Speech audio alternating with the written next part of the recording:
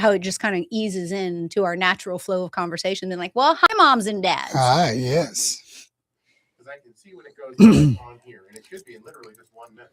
So this is going to be a good conversation because it's all about consistency of compassion and leadership, right? This is going to be good. And we're live. Oh, goodness. Hi, Hi everyone. guys. Woo, here we are. Has Right? it been a month again? It's been a month already. Yeah, it goes by quick. So today, I want to lead you on a little story. That's how we're going to start today. This live session. We're going to talk about showing up today. It's very important because here we are, second semester of school, whether you have a neurotypical or neurodivergent child at home, or how about a husband, a spouse, a caregiver, a loved one. I don't even know the plethora of teacher, pronouns we a call manager, now. whatever. Yeah. But I want you to go with me on a little journey. For me, I see this all the time. This is a weekly occurrence. And I know, Manny, before you even hear my story, you're going to agree with me on this one. We see a kid. We see them frustrated or struggling. Mom and dad are in the same room with them. Yeah. But mom and dad are on their phone. Or we're at the restaurant and little Johnny and little Sally are trying to get mom and dad's attention. They're playing with the sugar packets. They're playing with the ketchup. The next thing you know, mom and dad, again, head down on the phone, not paying any attention. Mm-hmm. As a bystander, you're watching because we're behavioralists, you know, so we're sitting back and going, "Ooh, it's coming." I remember, like a ticking time bomb. Do you remember in the Love and Logic series when the guy's like, "Ooh, it's coming"? Yep. I can hear the doctor in my head going, "Ooh, I know it's coming." And the next thing you know, the ketchup goes right across the room. And then mom and dad, their heads are up now. Mm-hmm. And now, how dare you, Johnny? Johnny, what are you thinking? We're at a restaurant or in the classroom or at home. And now it's, what's your problem? Why are you making so much noise? When they've been trying to get your attention the whole time. Yeah. Or even in the house. How many times, I know it's happened to me. I'm guilty of it. But when the kids just say, "Hey, you want to play with me?" And you say, your response as a parent is, "In a minute." And when's that minute turn and into? that minute turns into minutes? 5, 30, whatever, or it never happens. Yeah. You get sidetracked and the kid ends up playing by themselves, maybe doing some damage, get your attention later, gets louder, whatever. Absolutely. Or they do nothing and they get quiet. Well, I was thinking about this because, again, you know, bring our kids to the couch. If we bring our kids to the couch, we're always hoping, Manny and I both have talked about this, and if we're bringing you issues that we're facing in our own homes, we're doing that mirror reflection. And so many times we have these epiphanies, even in our own lives, that you all don't get to see outside of filming the podcast. But that's what these live monthlies are, where you actually get to meet us as human beings that make mistakes, that are fallible, that we fall down and we pick ourselves up. Yeah. One of the things that I was reflecting on, again, in our little world with Loki is when he was a little boy and we were going through the thick of the autism, we had this thing that we would do. And it was like we've talked about, nighttime sometimes is the best to be present with your kids. Mm-hmm. For neurodivergent kids, I'm not, neurotypical, still the same thing. Kids don't want to go to sleep. When they have a scheduled bedtime, they will talk your ear off because they think you're oblivious to it. And it's like, oh, I had an 8 o'clock bedtime, but I talked to mom for 30 minutes. So now it's 8:30. I stayed up. Or if it's 9 o'clock and then you're in this deep conversation with your kid and the next thing you know, it's 10 o'clock. Oh, they think they pulled a number on you. But did they? Right. Loki and I used to have our best conversations at nighttime. Best conversations. Because he was tired. So that ADHD frontal lobe finally was like, so we could have full conversations. So I bring that to us today because I want to let parents know, use that to your advantage. But one of the things that we would do, and we're talking about being present with our kids, is that every evening, and I'm going to tell you, like I did this all the way up into his teens. Don't get emotional, Pam, because I did it the other night. And it goes like this. Who's mommy's favorite little boy in the world? Who does mommy love more than anybody else in the entire world? Who is mommy so proud of? And Loki would always go, me. me, and then we would do noser like Eskimo kisses. Loki's 20 years old, and I pulled it the other night. I called him downstairs, and what you all don't see is my producer is giggling and chuckling, and so is Manny. Just try to think of his expression. So, well, what happened was it was nighttime. I'm getting ready for bed. You know, Loki doesn't go. He has a midnight bedtime. He's 20 years old. He knows that midnight is his time. And for him, man, back in the day, I would have been right with him. The Pam of today is 8:30. At 8:30, I'm heading to bed. My whoop tells me it's time for you to go to bed now. Mm-hmm. And so I was getting ready for bed, and it was one of these days that, you know, everything that we turned on was talking about what's going on in our country, in the world, I should say, because it's not just our country. You know, we just happen to have a very loud mouthpiece that has no problem expressing himself. Right. But it was all the doom and gloom, and I was feeling it. And so I yelled. I was like, Loki, come downstairs. Well, he comes down thinking something's wrong. And I said, hey, man, I'm getting ready to go to bed. But who's my favorite little boy in the whole wide world? Who do I love more than anybody else in the whole wide world? And he was like, Mom, are you really? I was like, just pity me. And he was like, me. And my son walked down 2 flights of steps so we could do noser at the end. There it is. You see, and it just. So even as an adult, you know, those are the memories I want to have. Well, and the memories he wants to have too. Well, you know, because he went back into that safe space. Yeah. And so I tell you all this story because it is something so small, but yet so impactful. And I share it because being present with our kids doesn't mean that we have to be there to answer all the questions. We don't have to be there to be in these teachable moments. We just have to be present. Maybe you're not a Minecraft or Roblox or whatever, and no Roblox. We can talk about it on a different episode. I just am completely boycotting them, period. Yep. There's too much.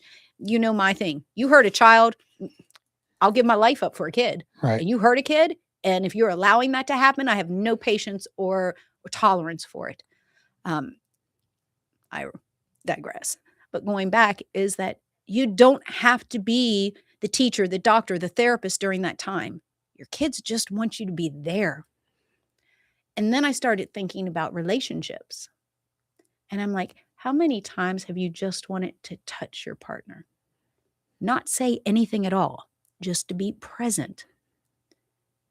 And so, you know, I started deep dive in some stuff, and I was like, okay, therapeutically then, how can we open this and staying present in the moment, but yet still being there? Like, okay, I'm not going to play this card game. It's not my thing. And I'm not talking about Magic the Gathering. It's whatever the new thing is, you know. And I'm like, no, I'm not learning any more of that. But I'll sit here with you because I like watching you. I like hearing you engage. Mm-hmm. And these are things that I think our parents are losing sight of. But we're not promised time. And, you know, we have the blessing, you especially, man. I'm jealous, I think, a little bit of you and your twins because you had the benefit of Sabrina and Aiden.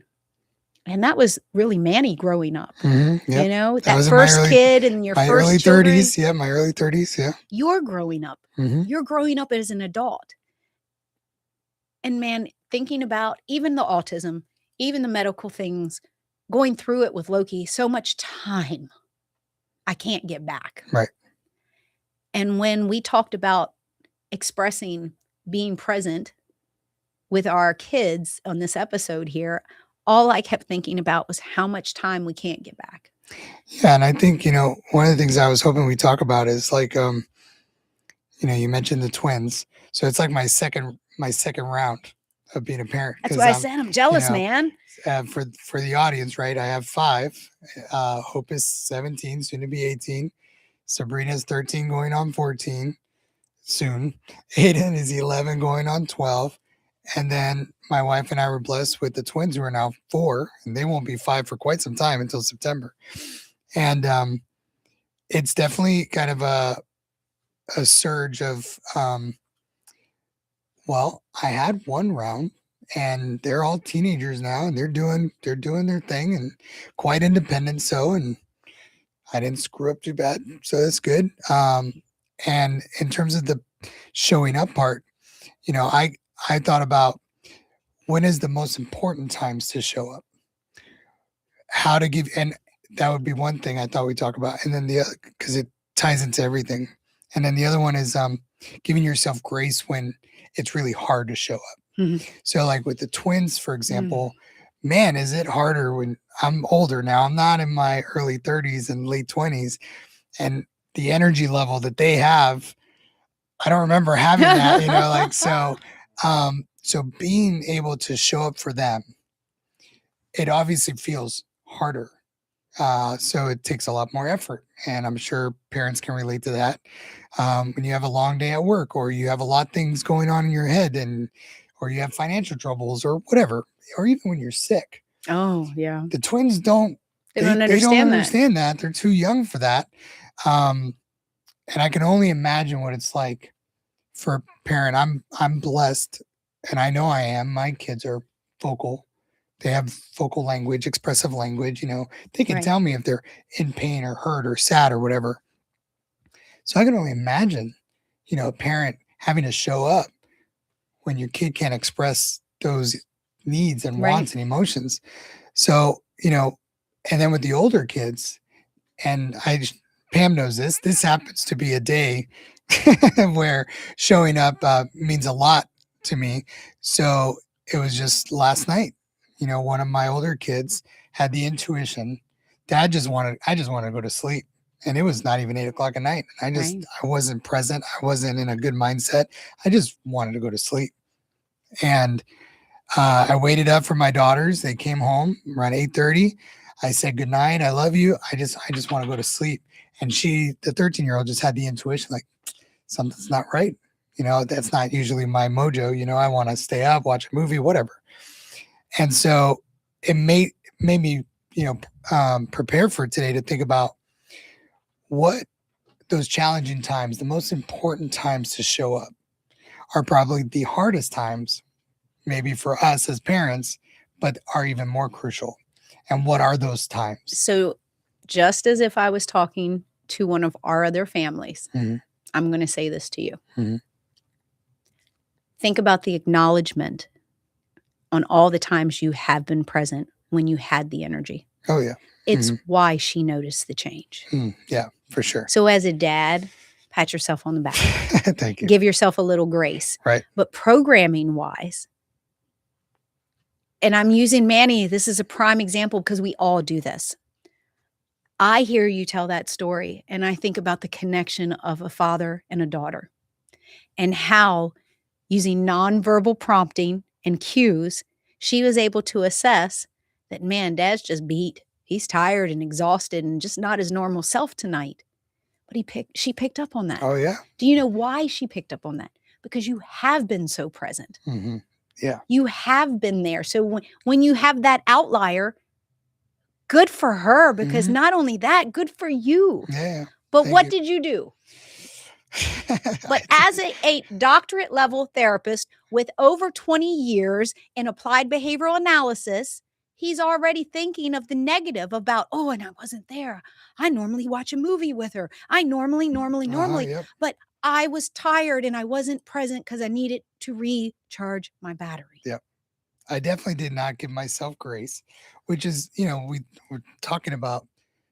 I'm not a couples counselor by any stretch of the imagination, but one of the things that even couple counselors talk about is making sure you give yourself a little grace, being present in a relationship, whether it's a significant others or mother father or mother daughter, father son, whatever All the those good relationship combinations. is, it's not always going to be easy. And so when you recognize you can't be present, it's even just that acknowledgement to that person, to your relationship, that person, saying, I'm just not able to right now. I'm not present. I can't be. I just need time. Can I piggyback on something real quick? Mm-hmm. Because Manny was speaking to our audience that do have nonverbal children. If you noticed, he was relating to how difficult it would be for those of us that have been in that situation where we look at our kid and they kind of just give us the days, and you don't know if they're comprehending what you're saying. You don't know if they are hearing you. But even as Manny is vocalizing this, I want our families to understand that even though they may not look at you when you speak to them, even though they may not feel present to you, they're listening, Oh guys. yeah. We have seen so many cases of nonverbal expressive children that in 5 to 10 years, because we've been doing that this long now, we've seen the storms leave. And we've seen the children that were nonverbal in elementary school that are now teachers, attorneys, doctors, and will give you a dissertation of how life really is. So they will always come back to you with moments that you thought they weren't listening, moments you thought they weren't present. So my advice to you as a parent that was with a nonverbal child, that did give you the days, that would look at the ceiling the whole time I'm sitting on the floor trying to pretend play.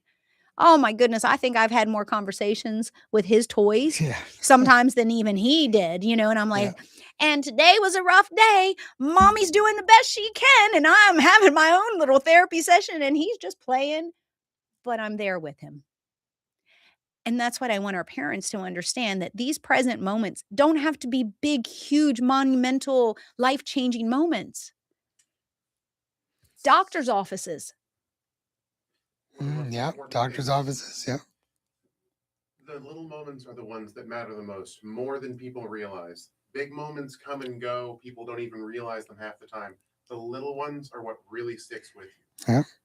The little things matter. It's so, John, I'm going to piggyback on that so much, is because the birthday parties, they have a bunch of their friends or they have family members, but they look to those moments. Those are celebratory dates that they already know are going to come. Right. Those aren't the moments that you're going to be in 10, 15 years remembering. It's the moments like I had this week with my 20, soon to be 21-year-old that still wants to give mommy noser noser. One of the conversations I had recently with a parent, we were talking about applied behavior analysis and things like that.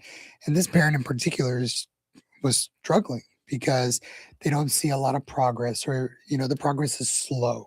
Yes. And so, of course, in our ABA fashion, we show the data, right? And say, look, there is progress. Let's talk about where we see progress and where we have yet to see progress.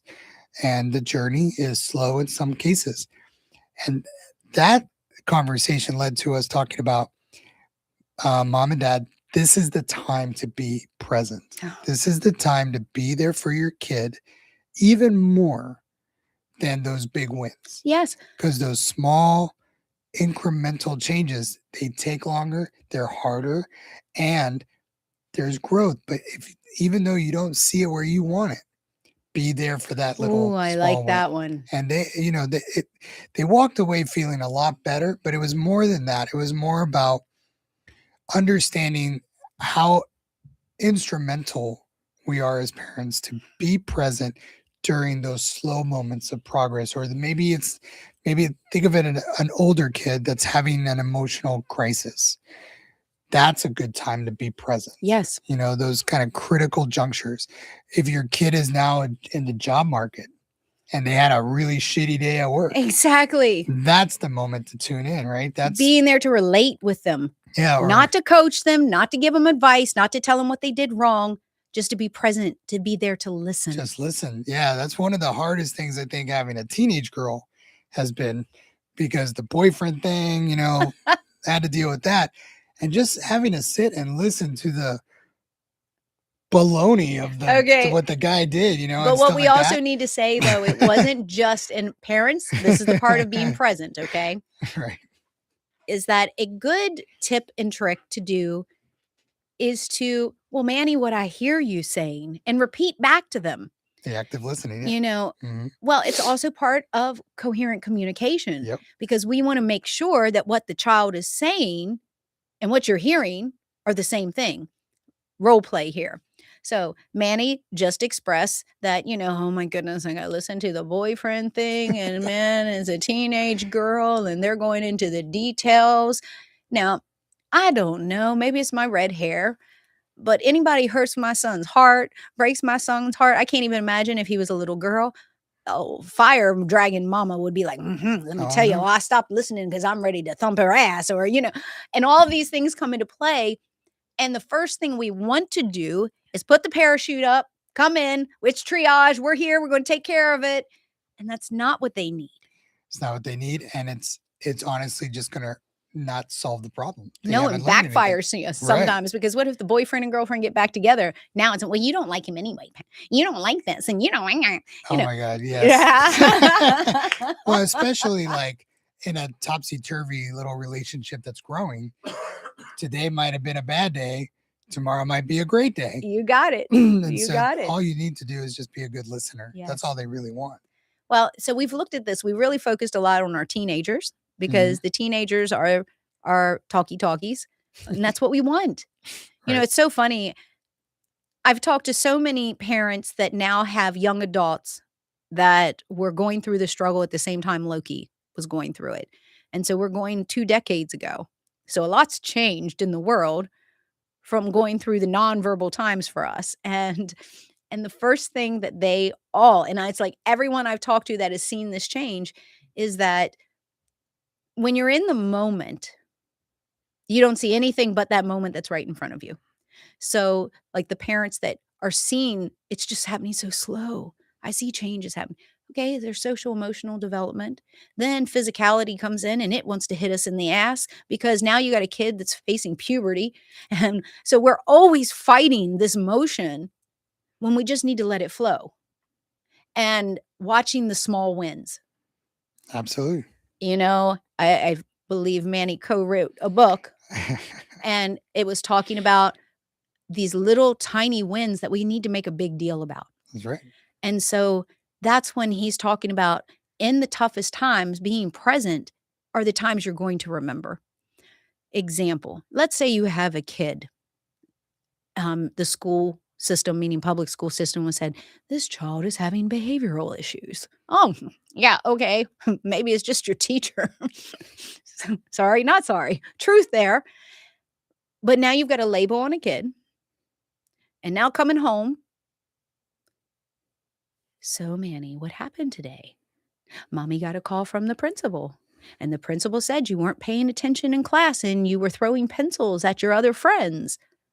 Yeah, I was. And I didn't like what they said. And blah, you get where I'm going with this. Okay, wonderful. Do you see? This is communication. But what we do as parents, you're not supposed to be throwing pencils. That's where you follow it. Now you've cut them off. Let them flow with it. Oh, so why did they start? Why did you start? Well, what were they saying?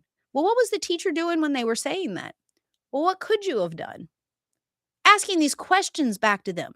And in no point, and this is a big coaching thing that can help so many parents, this is that moment to pause and go, okay, I want them to tell me. I want you to tell me what happened. I want you to tell me what could have been better about the situation. Well, what did you think you did do right on that situation? Well, if the principal was just your friend, what would you tell the principal? Because I need to be able to call them back tomorrow and say that you and I talked about this. Well, I would tell the principal he wasn't there and he doesn't know what he's talking about. Hey, he wasn't there, but who was? So the reason I go through these questions is because we do have so many parents that whether you have a neurotypical or a neurodivergent child, when they get done with school, they've been away from the house for, sometimes 8 to 10 hours.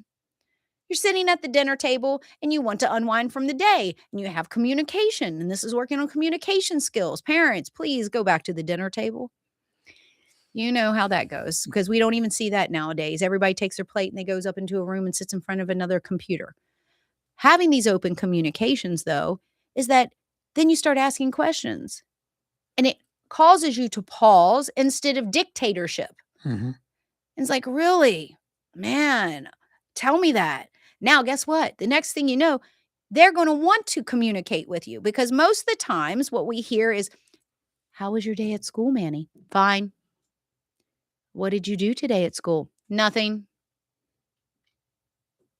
Did you go play? Yeah, I play every day, Mom. Hmm. Did you have art or music or recess? Mom, don't you have the schedule? I, I'm Yeah. leaning into the microphone as I say that Right. because this is the repetitive, Mhm. robotic answers that kids give. I can't tell you how many parents have asked me, Pam, how do I get them to talk about their day? Okay, well, how does that flow go? Because I can tell you the biggest mistake I used to make was, Loki, how was your day today? Yeah. Fine. Well, what did you do today? Nothing. Did you get in trouble today? No. Did the teacher call you? That's my smart aleck. You didn't get any notes, did you, Mom? You didn't get a phone call, did you, Mom? Now, see what he's doing? Already Mhm. flipping that back. But what ends up happening most of the time is by the time we get to question number 3 of how was your day? Did you do anything? You're frustrated now. You're like, well, can you tell me something? Mhm. No, I can't. Not with that energy. I'm not going to tell you anything. I went to school. What do you want me to say, Mom? Did it change? No, I get up every morning, I go to school, I come home, and I'm done. And I'm going to repeat the pattern. Now, that's for everybody. Oh yeah. Neurotypical, neurodivergent. What are you talking about? John, I'm sure you said that back in the day with your mom. I'm sure you've already had that conversation. I know I've had it, you know, but this is 20, 30, 40 years, and we're all giving the same We still do it. answers because our parents haven't changed the questions. Oh, we're programmed. We're conditioned to ask that silly question: is how's your day? How's your day? As if it's going to change. Do you know what I changed with Loki? What? I'm not, I know you're going to like, what did you do? I asked him when he started doing it, and I was like, okay, I'm not getting anywhere with this. Then we changed up to he'd ask me a question. Mom, how was your day today? I didn't kill anybody, Loki. And he's like, wow. Wow. Good. You know my son. Yeah. And that's Loki's, wow, Mom. You're going to go there, are you? I'm like, what? Tell me, how was your day? Yeah. And he was like, it was okay. But I had to do a shift like that. Yeah. I had a friend. He had a son that uh, had has autism, and he's like 25 now, his son. But back when he was 11, 12, he hated talking about his day, and so his dad, my friend, used to change the conversation a little bit, but he would make it funny. He would say, "So, did you have any flatulence today? Did you puke? Did you puke today? Did you eyeball anybody in the face?" You know, these outlandish, Love it. crazy, like silly things that he just kind of came up with every day, something a little bit new. And he would only ask the one question. He wouldn't ask Oh, I anything love about the this. homework or anything like that.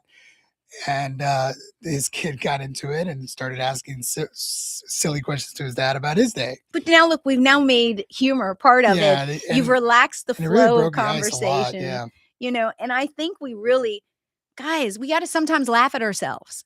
You can be present with your kids and still be joyful, blissful, and share. I'll come back to the flatulence to make you laugh on that one. But you've got to, guys, got to go off the wall sometimes with our kids. Our neurodivergent kids love science based humor. They love it. They absolutely love it because it's something concrete. It's not abstract. And so they love it when I'm thinking about Owen. Oh my goodness, this I just love to death. And it took me a good 3 months to get his humor. But once I got it, I'm like, because a lot of times our neurodivergent kids will say a joke to you, dead flat face. Like straight up joke. And you're like, are you joking? Are you being serious? How many times have you done that with your partner and you're looking and you're like, okay, I don't know if you're joking. I've just gotten to the point that I'm like, I'm dense. I can't tell if you're joking or if you're being passive or if you're being real. So am I supposed to laugh? I didn't find it very funny. Miss Pam. And you didn't get the joke. And they find it more funny that I didn't get the joke. But that again becomes open listening, being present and communicating. Even me saying, I was like, I didn't find that funny. And be like, well, you're dense, Miss Pam. And I'm like, yep, I am. It's okay. I have no common sense. Sometimes it goes over my head. I'm only 5 foot. It doesn't have to go very far. But it is finding moments like that. Just being human. Well, and that's what the kids want. I mean, that's ultimately they're in a state of bliss most of the time, right? Even when they're most upset, non-vocal, screaming, yelling, whatever, they don't know any different. That's their world. Yes. So if we can just be in that moment with them, they get so much more out of it. Absolutely. If we, Absolutely, you know, Manny. So we go back, I'm at Palm Bay, and I'm giving a tour. Okay, so Palm Bay, we say that just means our elementary campus. So it's our largest campus that's here on the Space Coast of Florida. And it has everything from our daycare preschoolers all the way up to sixth grade. So I happened to be in the fourth, fifth, and sixth grade blended classroom. And we were talking about gases. And so, yeah, so when I give a tour, my kids come first. I don't care who's with me. And there is one particular group of kids that I'm very close with, and it just happens to be the ones in this blended classroom. So they see me giving the tour, and I get the look like, you are not just going to walk by the class and not come in. So I go into the class and I'm asking, so what are we learning today? I become a student. Oh, we're talking about gases and what gases are, around the planets and Neptune and Uranus and all these. And I was like, oh, and then, yes, I did. I said, "You mean we're talking about farts?" And all of the kids looked like their heads went, "What did What? she just say? Oh my gosh, did you say a bad word?" And I'm like, "Flatulence. Do you know what that means?" And one of my boys, he was like, "Miss Pam, you just told us what it meant." And I was like, "Well, what do you think? Do you think Neptune has, you know, and what kind of gases is around?" Now, I have all the kids engaged in the classroom. I'm like, "All right, well, you're gonna have to find this out, and I'm gonna let Miss Kristen know that you're all looking up to see if it's the same type of gas." All right, so now I have all of these kids, 16 kids that are all multiple levels, all looking up, what kind of gas is out there and what kind of gas do humans release and how. But now we're really driving into science all based on humor. Oh, we actually do have a live question. Oh, we got a question. Oh, so hold on. I just want to finish that story Yeah. just so you know. Yeah. As I left the classroom, their teacher was coming back down the hallway, and I was like, all right, I might have done something. So help your partners, your spouses, anything like that out and give them a little tip and Yes. trick there because I looked at her, I said, you need to go talk to Chat GPT, find out what type of gases and what kind. And she's looking at me like, Pam, no, you didn't. I said, yes, I did. And she goes, thank you for giving that because I wanted my teacher to know the real answer. Our kids nowadays have technology. So don't lie to them, don't sugarcoat it, and be human with them. And you can still have humor, you can still be human, and you can still be present. That was my little story there. All right, so what's I our like it. live question tonight? You got it. So, question is, we have a parent who wants some advice on how to have their kid not have as many problems with backslide and behaviors over spring break. Oh, Very relevant. absolutely. Well, as it relates to being present, I would say, what are some activities they enjoy during spring break? How do you set up the routine so it's not so foreign, from school days to spring break, like morning routines and things like that? Because the worst thing I think that can happen during spring break is you let the kids sleep in, Bingo. or you let them eat a bunch of junk food that they don't normally eat, or, so much change that it becomes totally foreign to go back to school. But at the same time, spring break is that fun time. So it goes back to like having fun and being in that moment as opposed to worrying so much about being in a rigid schedule. I think you hit a key point there is that number one, is it a break for the parent and the student? So we first need to look at your environmental factors. Mhm. So I'm going to break this all down because this is so relevant because so many different districts do have spring break coming up. So the first thing we need to look at is who will be in the house, who's going to be the caregiver during this time that the children will not be in the academic setting or based on their normal routine. Once whether you're a single mom or dad, or if you're in a relationship, then you need to sit down with the adults. Come up with the plan. Who's going to be at spring break? Are they going to a camp? Are they staying home? What does the schedule, what's the routine look like? Number two, if you have vocal expressive children, meaning if your child can have a conversation, because we're talking about all different demographics, and I want to help address this to all different levels. So if you have a child that you can sit down with a communication and we can engage, then what you need to do is say, okay, We've come up with a plan. This is what spring break's going to look like. And then acknowledge this is your break. This is mom and dad's or caregivers, depending on who it is that's relaying this information, that's going to be the primary responsible party. Mm-hmm. So I would be like, all right, Manny, so I know it's your spring break. So we have to talk. Do we want later bedtime, sleeping in? Let's come up with a schedule. It can be a schedule that's different than what their normal routine is because we want to reward them with spring break. Okay. It is a benefit. Oh man, you get a week to recoup, build that energy up into it. But we still have things we got to take care of. So let's talk about this together. Do not let it be a daily surprise. That's what I think Manny was honing in on, is our kids need to know what's coming next. So many times we take that for granted. Loki has expressed it from his time when he was behavioral issues triggered. And he was like, well, it's because I don't know what's coming next. And he would fixate on not having anything to do. I need to have something to do. I don't have anything to do. Guess what happens? This is when those maladaptive behaviors start coming in because they can't find anything to do. They will find it on their own. This could be bringing paint and art time. Be like, okay, we're going to make a family project. We're going to take and make a paper mache volcano and blow the thing up. We're going to learn that vinegar and baking soda cause a chemical reaction. You have to keep that learning going, even at home. Because idle hands will get you in trouble. Idle hands, if I don't have anything to do, I'm going to start poking on my brother. I'm going to start poking on my sister. Well, I'm home now. I'm not used to being home at this time. Think about what their routine is in that system, whether it's preschool, daycare, or academics. What does their normal day look like?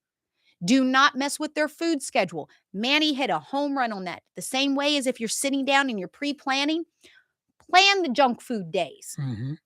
When I say plan it, make it an award. Okay, so I want to let you know, tonight we're going to have Junk Food Tuesday. It's spring break, so everyone gets to come to the table with their favorite junk food. Now, this is what I recommend on that part, because again, it's spring break from everyone, okay? Go before the weekend. If you're celebrating it, go get your own snack drawer. Oh my gosh, can you imagine if financially you're able to do it? Doesn't take a lot of money. Go to the Dollar General. Go to the Five Below. Any place that you can get candy, chips, any of the things that are reinforcements that you normally wouldn't let. Okay, let everyone pick out. You can pick 3 things out. But once you devour them, if you decide to eat all that on Monday, you don't have anything else. That's it. Okay? But see how we're given freedoms. The other part is that while you're setting up these strategies, give them options, and every single one of the options is something you're okay with. Because it's deflection of who's in control. Mm-hmm. A lot of our children that are going to be home for spring break need to be in control of everything. Okay?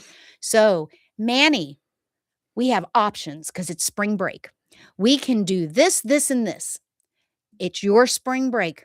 So what you want to do, bud? Talk to me. What would you like to do? Well, now you've already given them 3 options that you're okay with all 3. Mm-hmm. But they feel they're in control. Oh, it's my spring break. Well, I want to go to the beach on Monday, and I want to go to the zoo on Wednesday, and on Friday, I want to go to the park. Okay, no problem. But on Tuesday and Thursday, we're going to do something as a family together. We may be building a jigsaw puzzle. We may play, oh my goodness, back in the day was, again, we're not sponsored. I hope this is our private, so I can say this. Mario Galaxy, Mario Party, the things that are group-led games. The new Switch 2 is out for some families. If you've got it, then find one of the group games. You can download Tetris if you're an old head like me. Get the old school Mario and kick their butt. Remember, we only had one life. Show them what it was like when you were a kid. Man, they'll learn a different respect, and it's still on their terms. They think they're in control, and you can still add to it. The next caveat, and I don't mean to deep dive on this, but it's such a great question, and we have a little experience doing this. The next part is plan things for, as much as ABA doesn't want me to say this word, for punishment. Setting up those expectations. So, Manny, if you and Monica, brother and sister, I'm pulling out a name here. If you and Monica decide that you're going to beat each other up, then we have to have a system here. So what do you 2 think is fair? Now, do you hear what I'm asking there? What do you two? You two want to beat each other up. You two call spring break to be hell. And be real with your kids. If you were going to say it behind their back, say it to their back. Mom and dad want to have a good spring break with you all. So, what we want to do is we want to establish order. So, you two get to dictate to us what you think your punishment should be if you all go ham. What do you mean, Mom? Nope. I'm going to send you and your brother, you and your sister, whatever your all situation is. Mm-hmm. Send them away from you. Tell them to go upstairs, go outside, go to the table, something where you don't want the input, and come up with this together. Yep. And now you write it down and go, okay, all right. So if I have to send you to your room because you use potty language, what Mhm. happens? Well, Mom, I think blah, blah, blah, blah. And now you all made the house rules. Put it up on the refrigerator. So much easier and so much less stress if you go, Monica, I think that's a number 2 violation. Can you go read that to me? Well, it says that if I use bad mouth language, then I have to do the dishes on Monday, Wednesday, and Friday. Okay, well, did I not hear you just tell your brother to go F off? Yes. He took I don't care why. I just heard you, right? Well, Mom, he took my game. Okay, but see, I could have gotten him on a number 4. But now you told him to F off. So now you got dishes Monday, Wednesday, Friday. Manny, come on down here. Did you take this from can you read what number 4 is? Well, these are your rules. These not mine. I didn't make these up. You and your sister made these up. So number 4, you got the trash Monday through Friday. Oh man, this is a good spring break for Mom and Dad. We're not going to have to do anything. We actually going to get a break. Do you see how that turns in? But at the same time, have a reward. So what is it if Friday and nothing's been taken away? What's a high reinforcement? Again, we talk about things, and I want to make this very clear because I grew up rubbing 2 pennies together trying to make $1. There weren't extra finances in the household with a single mom raising 2 kids. So I feel the struggle when the financial pocket is very, very tight. But you can make a grilled cheese family movie night. There are things that you can do that are still cost effective within that family budget. Just do it as a family. Mhm. The next part, maybe it's pizza night, again, because we were just talking about this. We didn't have delivery services. It was a big deal when pizza could be delivered to your Oh, and a house, Pizza Hut was a thing. Oh, Yeah, yes. because it was a diner. Yeah, So, it was like, exactly. You didn't eat it yeah, was a restaurant. It was yeah, a good they thing, made it fresh for you, like in your table. Yeah. So have a reward system. There has to be a reward system. How about this one? If you're in a financial, here's something because people always tell me, I can't come up with things that aren't money related. Oh, really? All right, Monica and Manny. I'm going to break my mommy number 1 rule. After spring break, if you go through all spring break and we have nobody that's on time out for an extended period, come up with whatever your terms are. Let them stay up late on Sunday night before going back to school. That's a big reward. Wait a second, Mom. You mean to tell me that if my sister and I, all we got to do is act the way we have to act anyway? And instead of going to bed at 9 o'clock, we can stay up until 11 o'clock on Sunday before we go back to school? Yeah. We talk about quantum entanglement. You're going to watch brother and sister. They're going to all of a sudden start be talking in code. And you're going to see the nonverbal because they're going to be like, I see you. You won't get us in trouble. And it's a teamwork thing. It's not one or the other. Nope. It's together. These are little things that you can do, but it is establishing understanding. It is allowing the kids to know what's coming next and it's the unknown that causes the problem. Now, backslide. Okay, guys, backslide in academics. Alrighty. Find what their struggle point is. If it is handwriting, get coloring books. If they like the Avengers, if they like sci-fi, if it's your little girl and she likes butterflies and horses, find coloring books. Again, nowadays you can print them out. We have the internet that's available. We even have artificial intelligence that you can go and say, I need a coloring sheet for rainbows that come out of horses, blah, blah, blah. Oh, they'll come up with it for you. Let them color it. We're working on fine motor skills. Handwriting will improve through coloring. A really good one, if that's something that is a problem, is standing up painting. They will build the muscle in the shoulder. They will also build it in fine motor, and they're painting, so they don't Mhm. think they're actually working on handwriting. If it's math, put them in the kitchen. If your kid is struggling and you don't want to worry about the backslide because there won't be any academics, and this is everything I'm telling you all can go from any grade level, from toddlers all the way to high schoolers, because it just increases in what they're going to be coloring or drawing. Mhm. If we're looking at mathematics, then what you should do is go into cooking. And depending on the level of assistance that's needed, you're using math cooking and you do not even realize it. The kids will not realize it. So now you're reinforcing mathematics through cooking, and they don't even think, they think they're making cookies or brownies or cakes or pies or whatever your fancy is and what their fancy is. Again, remember, Manny, we can make these three things. Which one do you want to make? Mhm. I'm not telling you we're going to make spaghetti. I'm giving you three options. Now I feel like I'm in control and I actually have some buy-in. Right. So there's your math. Reading, go get a magazine. Go get a Something magazine. fun for them to read. Correct. Do not get the school books out. You can take anything that they're doing or struggling academically and you can apply it, but in a least restrictive setting. If it's strategy, if it's the outside of the box thinking, if they can't play chess, bring out the checkerboard. That's strategy. Challenge. Those are the things. That's how you keep your kids busy. You enjoy spring break, okay? And we don't worry about the backslide. So, to that question, I hope that answered it. If you need some more input, please just send us another message. We'll let you know. But being, man, and it goes perfect in being present with your kid. And when I say that, it doesn't mean that you have to be sitting right beside them for 8 hours. Like Manny and I were talking about, it's the important moments. So Mhm. it's that reward moment, it's the moment of redirection. It's the time that just that reach over and touch, especially our ADD, ADHD children. If you have a child that has an attention span issue, just touching them brings them connected. Oh yeah. And I want to stress that, especially because of spring break and you have a lot of time with your kids alone.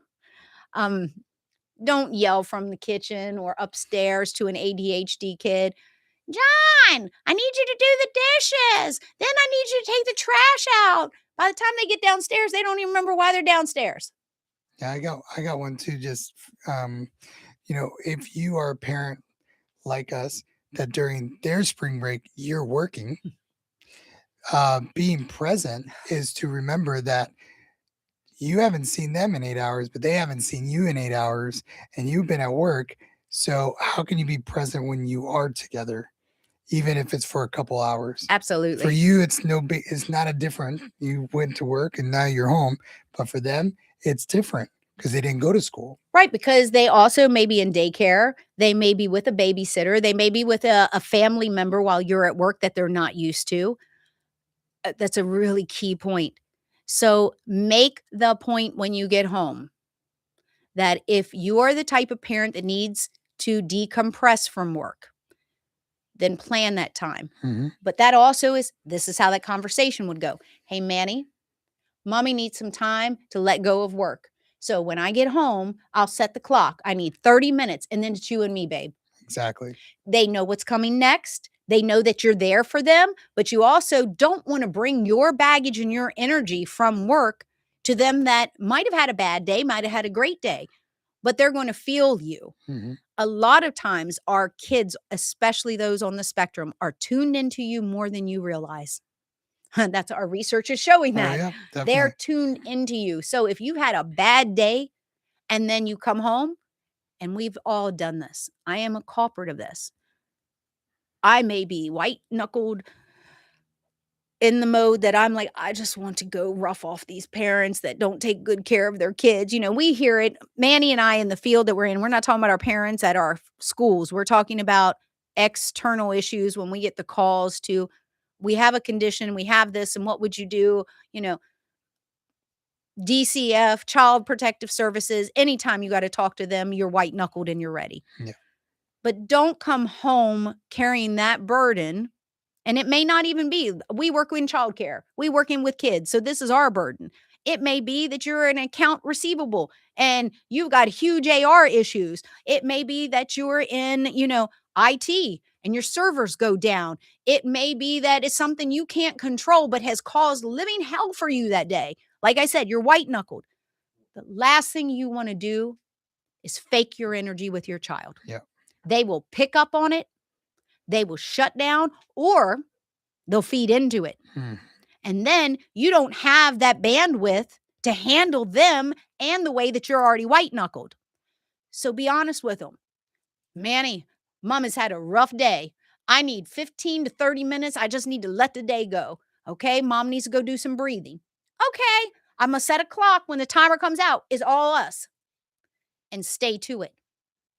If you make a promise to your kid and you tell them you're going to be there, sure as hell don't spend that time on reels, not on your cell phone, and we're all guilty of it at some point in time. You set that precedent that if I told you that in an hour I'm all yours, then you're all that. Okay, guess what? Most of the time, your kid would be like, all right, well, Dad, this is what my day was. What are we going to do for dinner? Yeah, I already am going to go play my game. But it's the time that you just sat there to give them. Well, I'm all yours, man. Okay, how long do I got to stay here with you? As you all know, that's so many times, especially teenagers. I got to sit here with you, Mom. No, you don't. You don't have to sit here with me, but I'm here for you. I'm making myself available to you. How was your day? How was everything? How's life? Do I need to kick someone's ass for you? No, Mom, it's okay. Can I just go play with my friends? All right, baby, I love you. That's all it takes, guys. That's all it takes. That's what being present is for your kid. Totally agree. Yeah. So how are we, John? How much time we got? We're at 53. I'd say it's a great time to wrap it up. All right. Well, I've talked a lot today, and I'm sorry, Manny, if I over talked, but parents, I think the biggest point I want to bring back to is being in the present moment.